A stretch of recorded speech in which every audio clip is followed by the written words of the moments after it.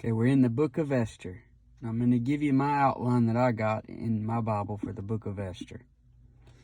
It's got 10 chapters, 176 verses, and around 5,637 words. And Esther is one of only 2 books named after a woman. The other one is Ruth. The author, possibly Mordecai. And the reason behind saying possibly Mordecai is in chapter 9 and verse 20. And the time period, 521 BC to 509 BC. And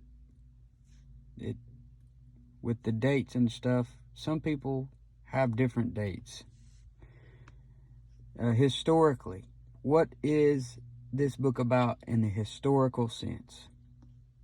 Well, while Ezra and Nehemiah tells what happened to the Jews who returned to the land, Esther tells what happened to those who remained in Babylon and Persia.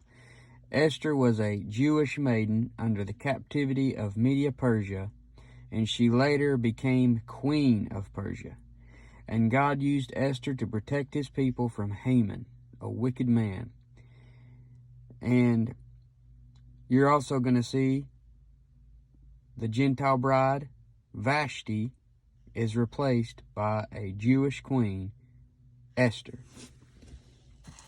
Okay, devotionally. Something about this book is God's name doesn't appear in Esther. And that just reminds me, even when you feel like he isn't there, he is. I mean, obviously he was there. I mean, this is a book of the Bible, but his name doesn't appear in Esther. That's interesting. But even when you think God's not there, he is. Now, doctrinally, you got all kinds of stuff.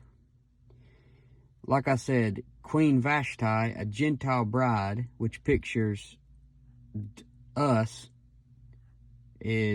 makes an exit in the first chapter. That pictures the rapture.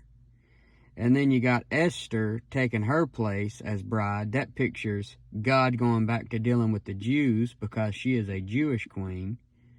So there you got a picture of Jacob's trouble, the tribulation, when God goes back to dealing with the Jews. That gives you a picture of God going back to the Jews in the time of Jacob's trouble in the millennial kingdom. Then you got the Antichrist, pictured by Haman, the Jew hater. Haman hates the Jews in this book. He wants to kill them all. And this book pictures the reign of the Gentiles coming to an end and God setting up the nation of Israel. Esther pictures a time when God has hid himself from the nation of Israel, and so his name isn't found in the book. You see, right now, God has hid himself from the nation of Israel, and his name's not found in the book. It's not found in the book of Esther. And they're blind right now, but one day they're going to have their eyes opened. Now, a quick breakdown. It's only 10 chapters. Chapter 1, you got Queen Vashti is removed.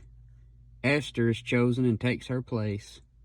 3, you got Haman's conspiracy to kill the Jews. Number 4, you got Esther decides to appeal to the king for deliverance of them. Chapter 5, you got Haman causes the gallows to be made for Mordecai, because Mordecai is a Jew. He hates the Jews. He wants all the Jews killed. Chapter 6, the king honors Mordecai, and Esther reveals Haman's wicked plot. And Haman ends up getting hanged. You see, he thought evil towards Mordecai and the Jews, but Haman is the one that ends up hanged. Number 8, Esther saves the Jews.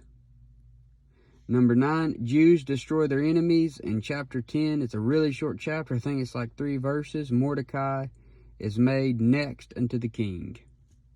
So he went from being almost hanged by Haman to becoming king. So that is a quick outline of the short book of Esther.